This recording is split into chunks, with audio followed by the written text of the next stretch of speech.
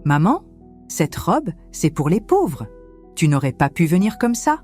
La phrase d'Aïcha m'a frappée comme une gifle invisible. Le son de ces mots, prononcés avec cette froideur calculée, perça l'air étouffant du hall de l'hôtel.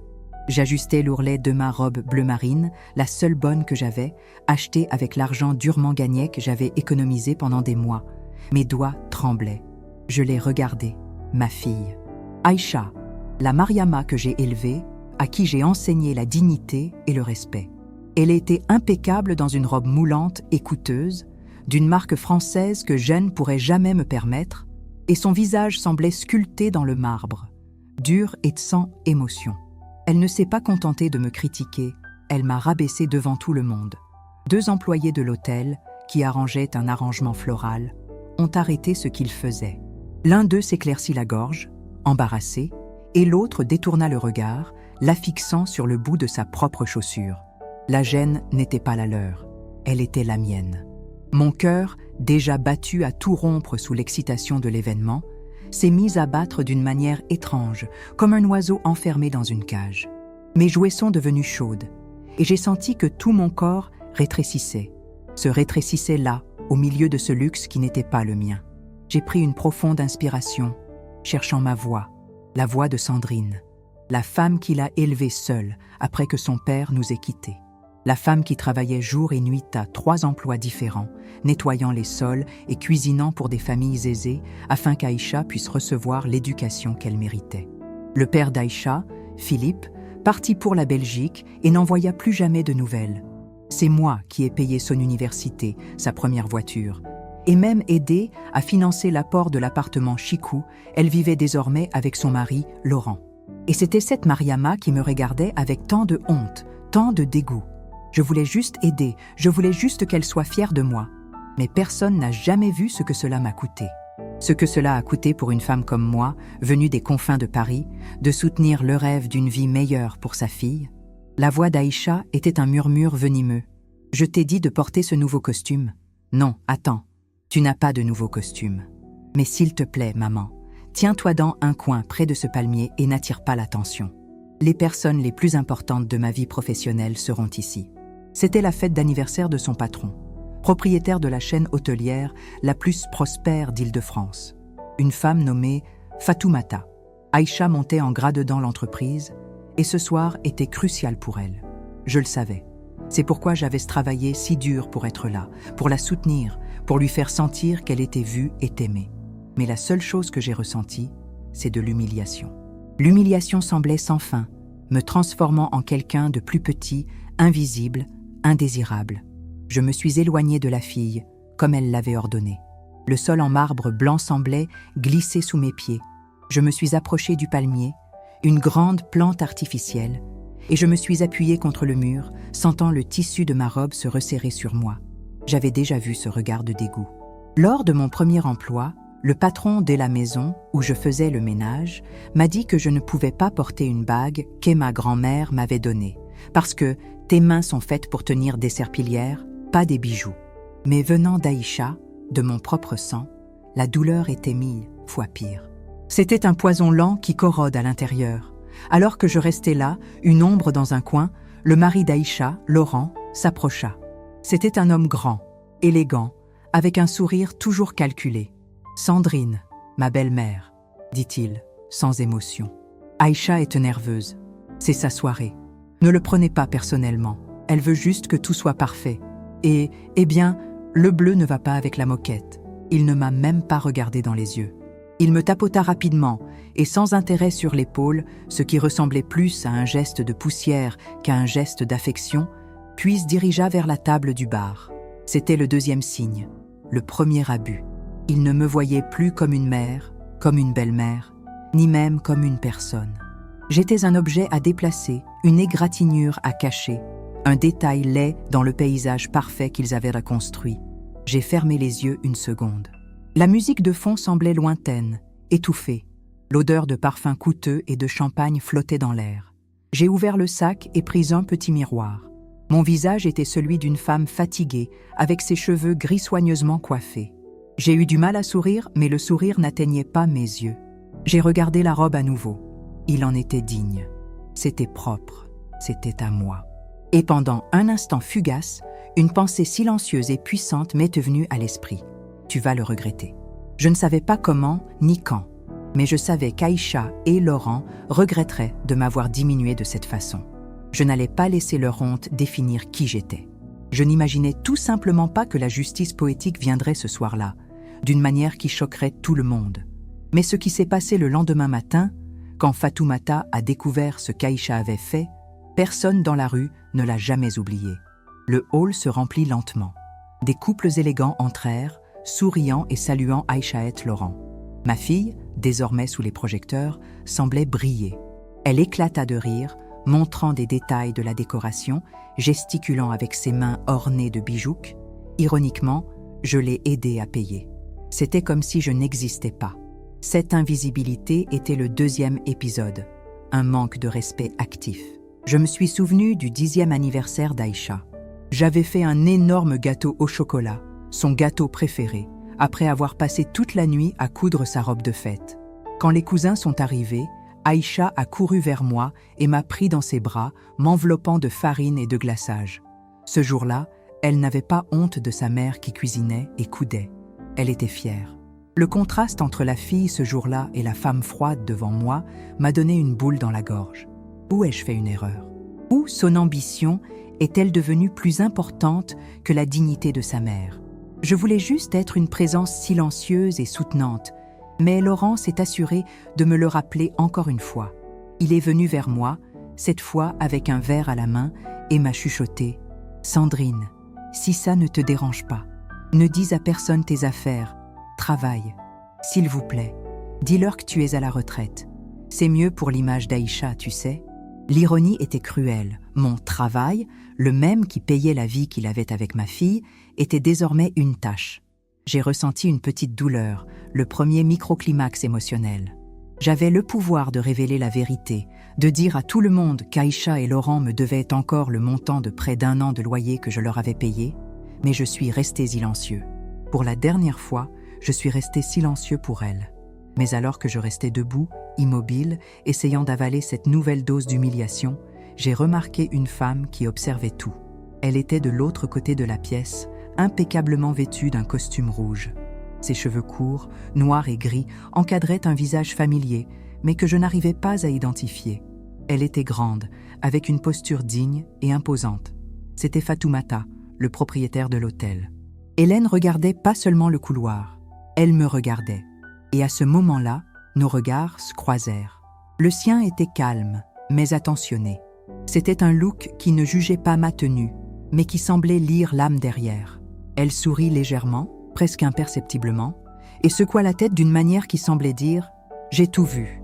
Cette petite révélation, la découverte que l'hôte de l'événement avait été témoin de la honte que ma fille m'avait infligée, a été comme une bouffée d'air frais dans ma poitrine. La tension dans mon corps se détendit un instant et je sentis la force revenir. Quelque chose allait changer.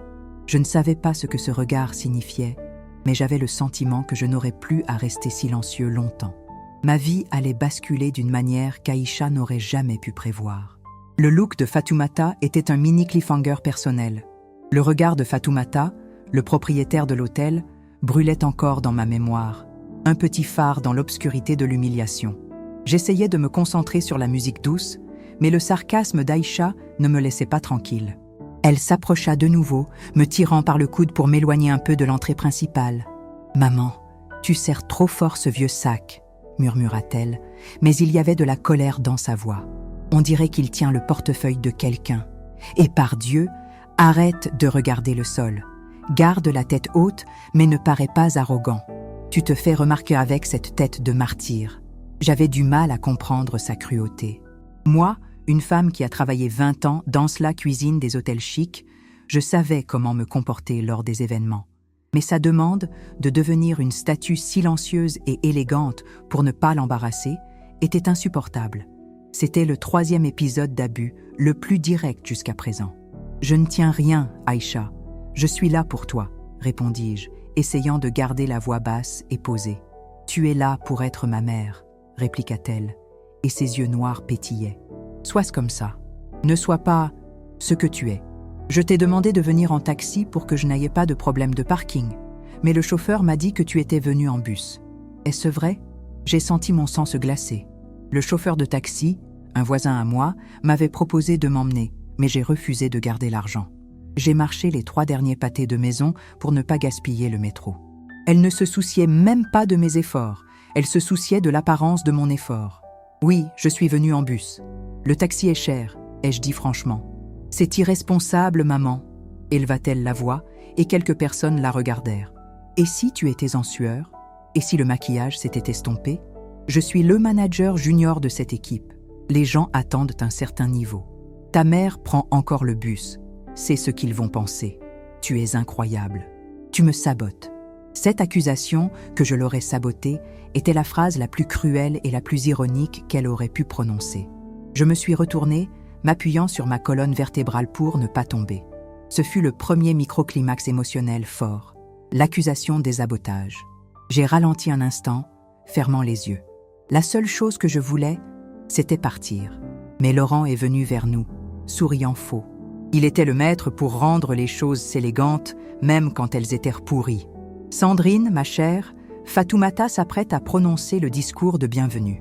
Rends service à Aïcha et sois un peu plus discret. Elle subit beaucoup de pression. Aïcha, tu dois aller saluer le ministre de la Culture avant son départ. Il nous sépara, et Aïcha obéit immédiatement, son visage s'illuminant à la vue du politicien. J'étais de nouveau seule, absorbant cette nouvelle humiliation. Il voulait que je sois là, mais il voulait que je sois muet et invisible. Ce silence m'a laissé le temps de réfléchir à l'histoire. Je leur avais donné bien plus que de l'argent. Je leur donnais mon temps. Chaque dimanche, je cuisinais pour eux. Je nettoyais leur appartement pendant leurs jours de congé. Je m'occupais de la maison pendant qu'ils voyageaient. J'ai toujours été la solution, le soutien invisible. Et maintenant, j'étais la tâche.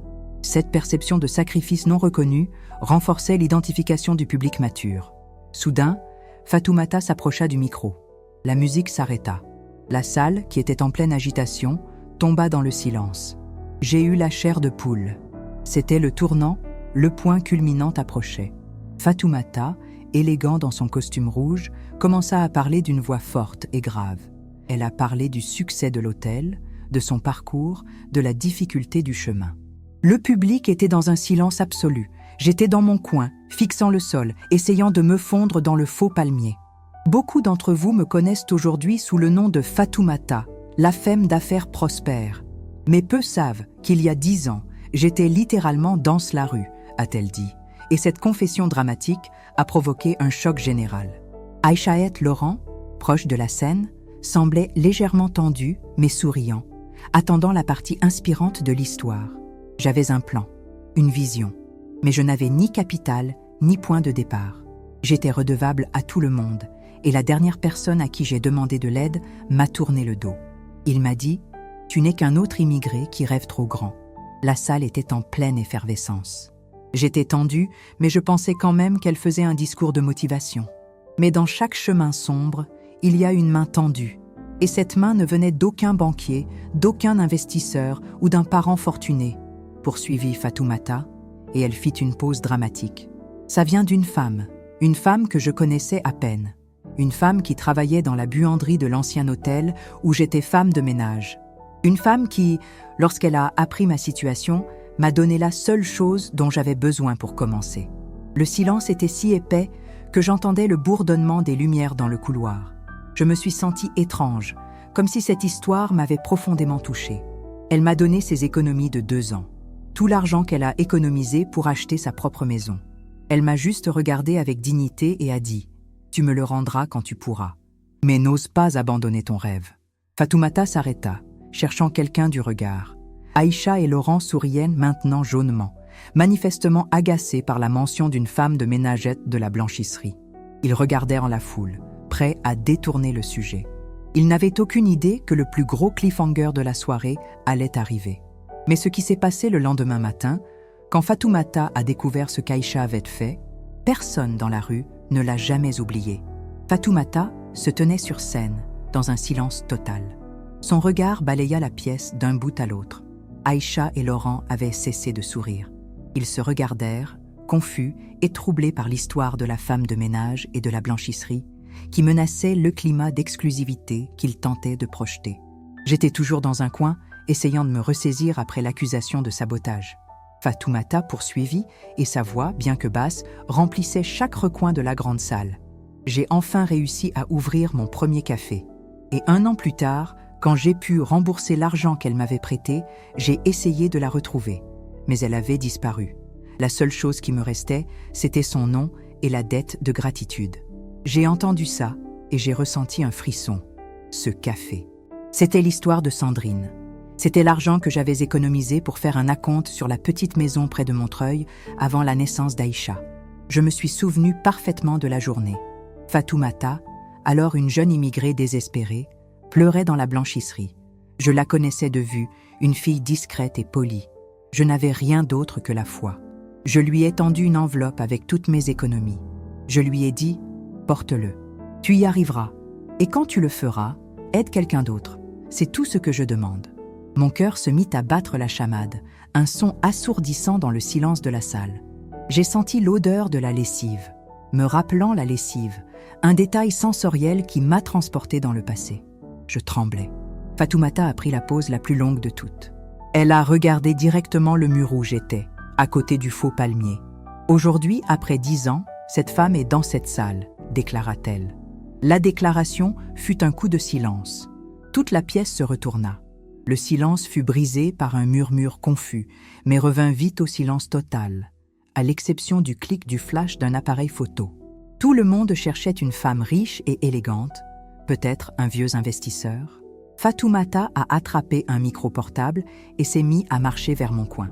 Aïcha et Laurent me regardaient avec des regards confus, d'abord vers moi, puis vers Fatoumata, incapables de relier la mère humble qu'ils avaient eu cachée à l'héroïne de l'histoire du fondateur de l'hôtel. Fatoumata s'arrêta à moins d'1 mètre. Elle était si proche que je pouvais sentir son parfum, élégante et discrète. Elle m'a regardée, Sandrine, la femme qu'Aïcha disait déguisée en pauvre. Elle a regardé ma robe bleu marine, et elle sourit, un sourire sincère et respectueux. Elle m'a tout donné, même si elle ne savait pas si elle reverrait cet argent. Elle m'a donné ma chance, dit Fatoumata dans le micro, la voix pleine de gratitude. Sandrine, viens ici, s'il te plaît. Le choc fut absolu. J'ai ressenti la catharsis émotionnelle de tous dans la salle, mais surtout la mienne. Mes jambes tremblaient. Je suis passée de la honte à l'honneur en un seul mouvement. La vérité était sortie. Aïcha laissa échapper un cri aigu. Laurent recula en titubant, manquant de peu de renverser un verre de champagne. Ils ne pouvaient plus cacher leur choc et leur honte. La chute de l'antagoniste était visible. La couleur disparut du visage d'Aïcha. Elle était pâle. Ce qu'elle essayait de rabaisser, c'était exactement ce qui était honoré. La femme qu'elle avait ordonné de rester dans un coin était la raison de la célébration. Je me suis dirigée vers la scène, les genoux tremblants. Pour la première fois de la nuit, j'ai senti tous les regards me suivre, mais pas avec pitié, mais avec révérence. Fatoumata m'a accueilli avec la force de 10 ans de gratitude. Sandrine, tu es ma marraine des affaires. Et aujourd'hui, pour mon anniversaire, je veux honorer ton sacrifice et ta foi, a déclaré Fatoumata. Elle se tourna vers la salle où Aïcha se tenait, paralysée par un mélange de fureur et de terreur. Vous avez tous vu ce que cette femme porte aujourd'hui, déclara Fatoumata, et j'ai senti un frisson me parcourir l'échine, pensant qu'elle allait mentionner la robe. Mais ce qu'elle a dit ensuite était la vengeance silencieuse que j'attendais. Tu as vu sa dignité. Sais-tu pourquoi cette robe est si importante ? Parce que c'est avec les économies qu'elle a faites, travaillant dur chaque jour, qu'elle m'a donné le capital pour commencer.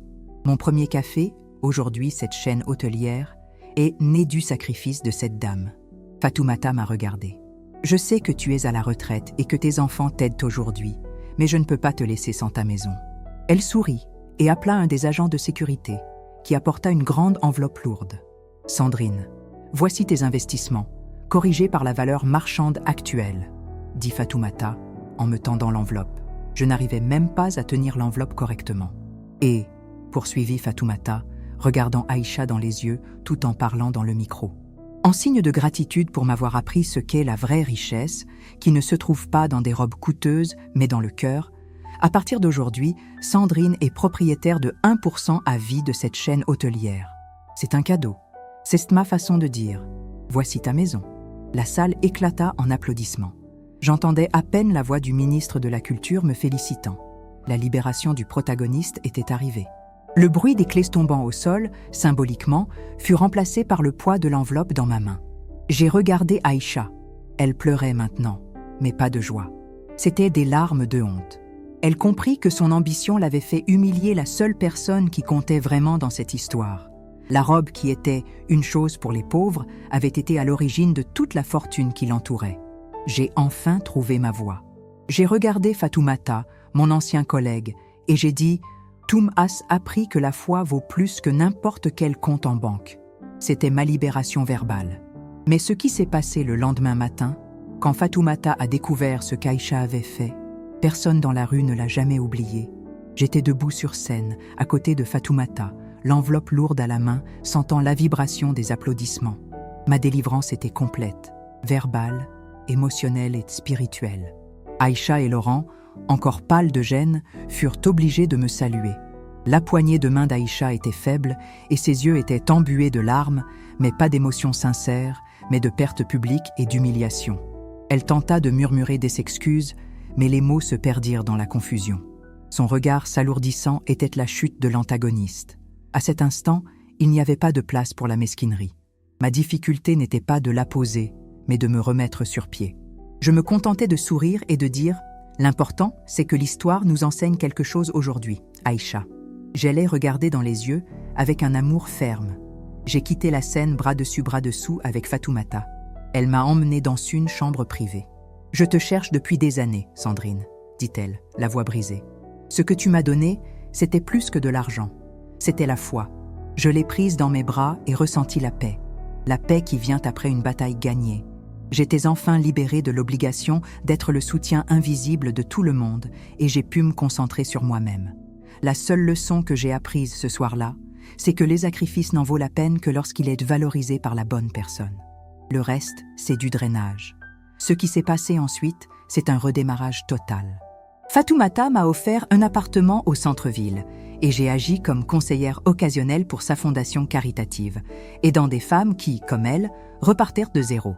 Je suis retournée à l'école, m'inscrivant à un cours de photographie que j'avais toujours voulu suivre. Pour la première fois depuis des années, je faisais des choses pour moi-même. Je reconstruisais mon moi intérieur en me concentrant sur ma dignité et ma force. Quant à Aïcha et Laurent, la dynamique a complètement changé. Ils n'étaient plus les propriétaires de ma vie. J'ai imposé des limites claires. Je leur ai pardonné, oui, mais le pardon vient avec la distance. L'humiliation ressentie dans le hall leur fit réaliser que la véritable richesse de la famille ne résidait pas dans leur apparence sociale, mais dans la mère qu'ils avaient méprisée. Ils ont dû affronter la honte et l'injustice qu'ils avaient commises. Je ne suis pas encore complètement à la retraite.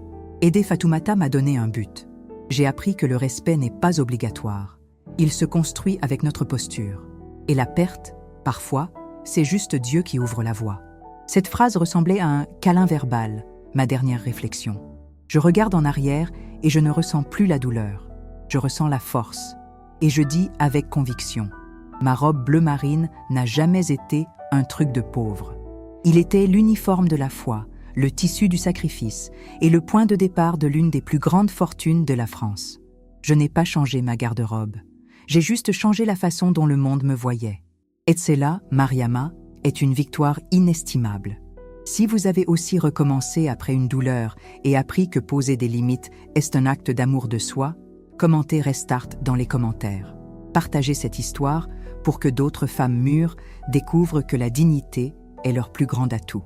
Votre commentaire me montre que justice a été rendue et que mon histoire vous a ouvert les yeux.